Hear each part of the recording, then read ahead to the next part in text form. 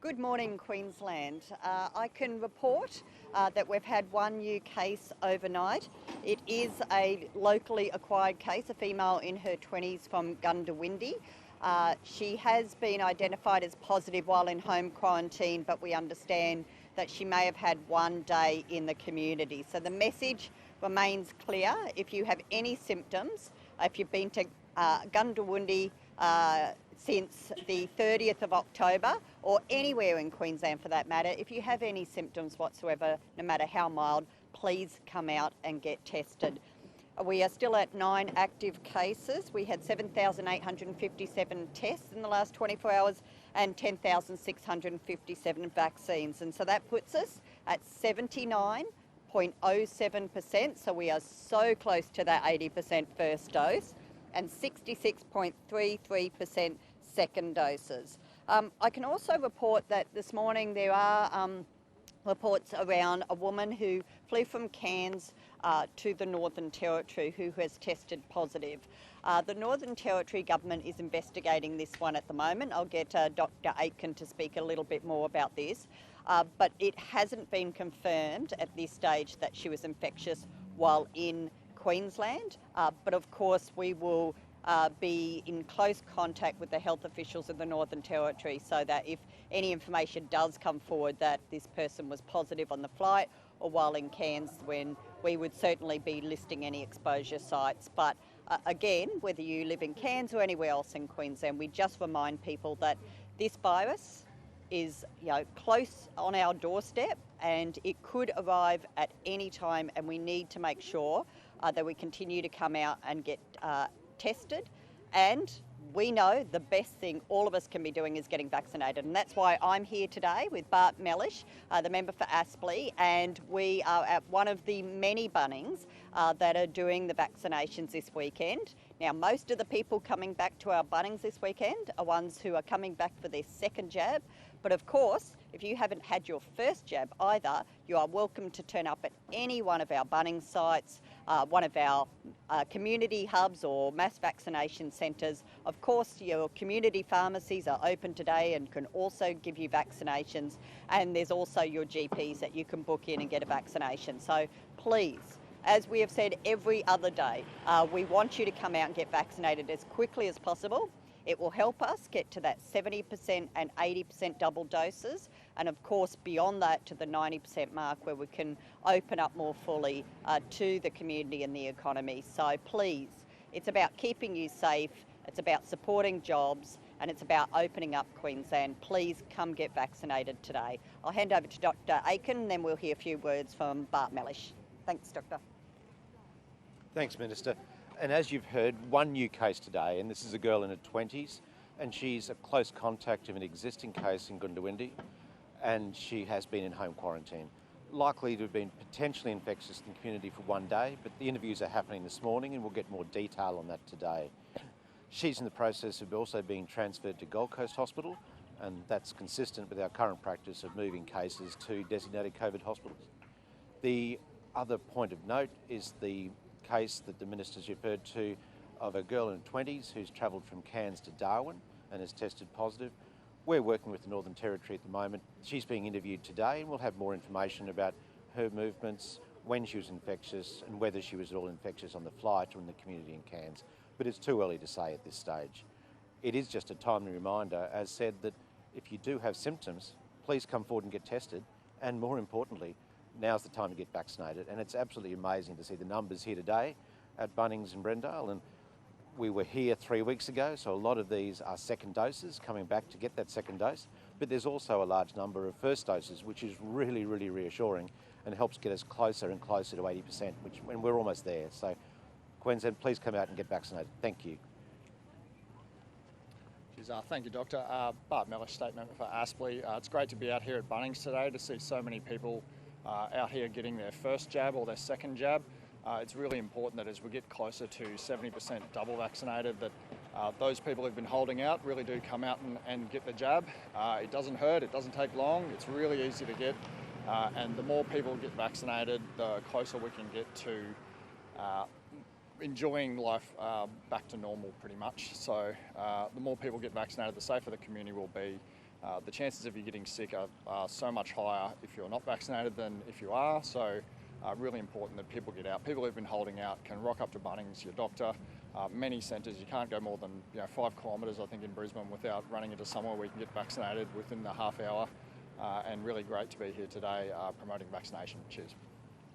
Dr. Aiken, sorry, this woman who's flown from Cairns to the Northern Territory, we don't know whether she was infectious in Cairns. Does that raise any concern for you? Look, we're obviously concerned that if she was infectious in Cairns, that is a reason for concern, but we don't know the answers to that yet, and we need the interviews to happen with Northern Territory CDC, and I've spoken to the Chief Health Officer in Northern Territory this morning, and they're going to pass information on as soon as they have access to that, and we'll go from there. When do you expect to know those details? Interviews are happening today. We should know later this afternoon. The Doherty modelling released yesterday shows that Queensland could open international travel at 80%. Will the state do that? So we've released our plan. We're sticking with this plan. It's sensible, it's measured, and it's all about keeping Queenslanders safe as we open up and allow more people to travel into the state and around this country. I understand that National Cabinet did see more modelling yesterday, but again, that modelling is not specific to individual states. It's a nationwide modelling. That's why we did the QIMR modelling, because that looked specifically at Queensland. And our low rates and also the number of positive cases we had. So, it is very different in New South Wales and Victoria with such high cases and such high vaccination rates compared to where we are, that it is important to look at those individual states and their circumstances. So we're very comfortable with the plan that we've got. And we're sticking with that plan. We will look at the 7-day quarantine requirement when we get to the 80% double dose, but we will take the health advice on that, and we will also listen to AHPPC's advice on that. So the government's previously said that it would look at the Doherty modelling when it came to opening up to New South Wales and Victoria. What's the difference between this report, this modelling, and ones the government's looked at previously? Because I understand the ones previously have been nationwide as well. They are, but the previous Doherty modelling was based on very low rates of positive cases. They weren't based on huge outbreaks that we have seen since June in New South Wales and also in Victoria and ACT. So there was more work to be done. That's why we did the QIMR modelling. And we're very comfortable with the modelling and the advice that we've got. The key issue here is if Queenslanders want us to open up quicker, both domestically and internationally, it is in their hands. Go out and get vaccinated now and we can open up sooner. We vaccinate our children at very high rates. About 95% of our children are immunised in Queensland. There is absolutely no reason why the adults can't be immunised at the same rate for COVID. So come out today, get vaccinated, and we can hit those 80 and 90% rates very quickly. Minister, do you agree with the Doherty Institute's assessment in scaling back contact tracing and allowing COVID patients to spend 70 days in home quarantine instead of 14? Well, I've just mentioned we'll look at the 7 days as we get to that 80% double dose. It is too much of a risk to do that before we have at least 80% of the population fully vaccinated, because even at 80% of the eligible population, that is still 20% of the eligible population that are not vaccinated. That's 1 in 5 adults or people from 12, or sorry, remembering the eligible group as far as these statistics are 16. So that is 1 in 5 of Queenslanders who are eligible still not vaccinated. So we will look at it at that mark, but we also listen to the health advice. The AHPPC at this stage have not endorsed 7 days. We have had a number of cases in recent months that have shown up positive on day 12 in quarantine. So there is still a risk, and it's a risk we are not willing to take when we have less than 80% double dose vaccinated in Queensland.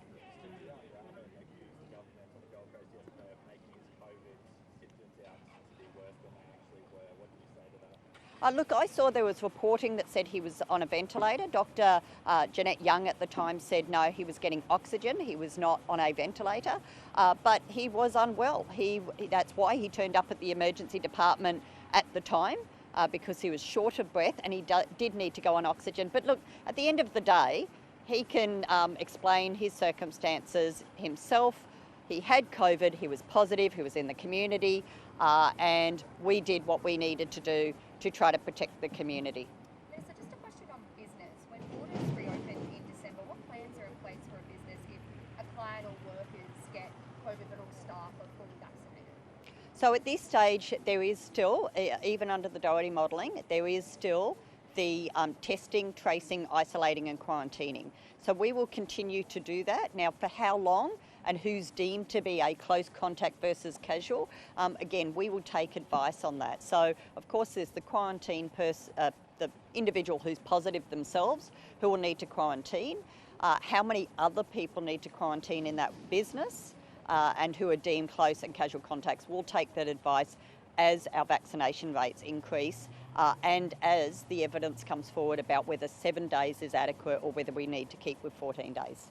Commissioner Golchevsky the week before said that the home quarantine trial went extremely well. Why hasn't the government expanded that and let Queenslanders come home from the state? Because the more people we let come in, while we still don't have 70% of the eligible population fully vaccinated, the greater the risk. So, it is manageable at the moment to have 1,000 people quarantining at home, but we've got to remember the more people who are quarantining at home, there is a risk of breaches and there will be a risk of transmission in the community and a lot more people obviously travelling through the airports. So we just need to make sure that we're doing this in a measured way.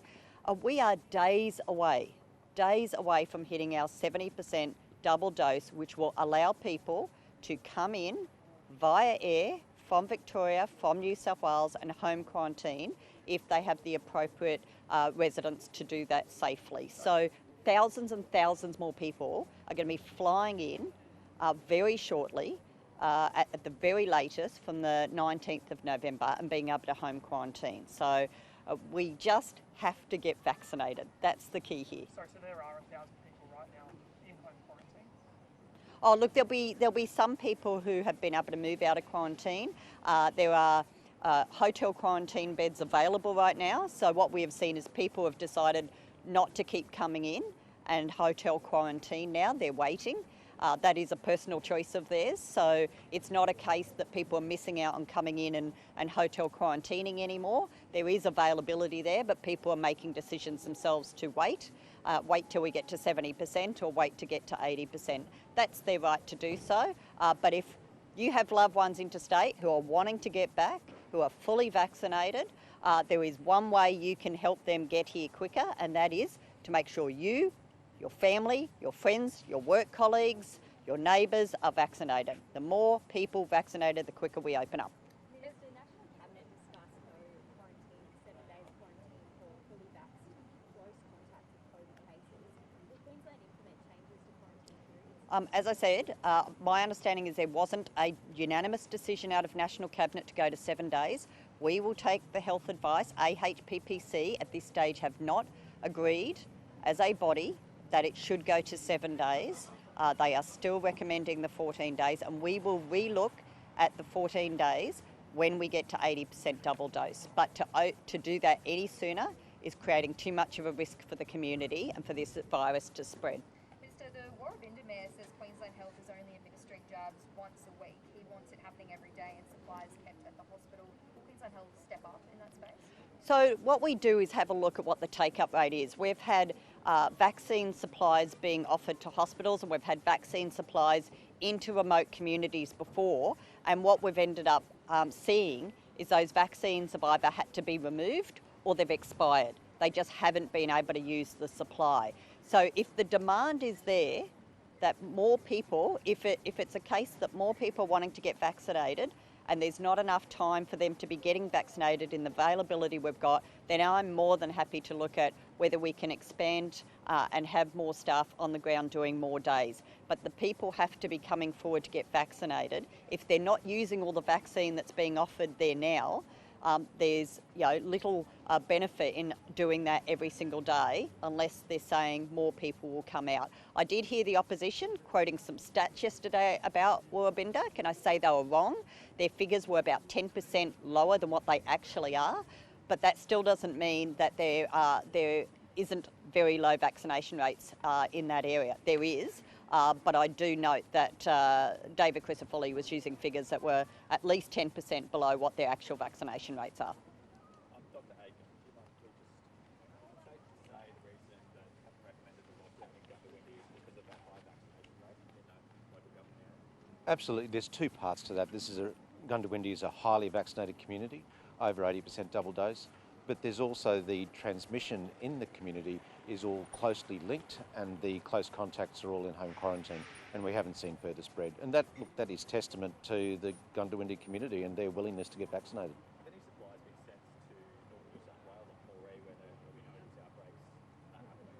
There has been liaison with the local mayor, and my understanding is that there's a process for that. It is occurring, but the exact details I can't give you information on, I'm sorry. Would you be this comfortable with not recommending a lockdown if this outbreak happens, say, a Tweed, with that border in the Gold Coast? Look, I think that's very hypothetical, and it all depends on the context and the level of community spread. But I'd just go back to say that the Goondiwindi community has been fabulous in going out and getting vaccinated, and I think it's really good. And that's one of the reasons it's contributed to them not being locked down. Last questions. Minister, just back on Jerome Rahman, he's claimed that obviously got caught coming across the border. He says several people doing it all the time, and he's just one of the people that got unlucky. What do you make of that? Well, that's pretty disappointing to hear that, and if he's aware of individuals, then I'm sure the Queensland Police Service would love to have a chat with him. But I would hope, and we expect, that the majority of people are doing the right thing. But we've got to remember, this whole system is based on trust and honesty. It always has been. Movement across Australia has always been based on people making declarations as to whether they've been in hotspots, whether they've been vaccinated. Of course, with the vaccinations now, we can certainly ask them to identify proof that they've been fully vaccinated or not, and whether they've had a test and whether they're negative. But we have said all along, there is risks here. We have seen people breach the borders. We have seen people lie on passes, and that's where we generally have seen transmission coming into Queensland. And that's why we have said every single day that although Queenslanders are doing a great job, and we have done an amazing job of actually containing the virus, the risk is there. It's very, very real, and it could be here tomorrow. So don't wait, come and get vaccinated. He should stand up and say everyone should get vaccinated immediately. And I hope he's in line to get a vaccination if he hasn't already got one. Thanks.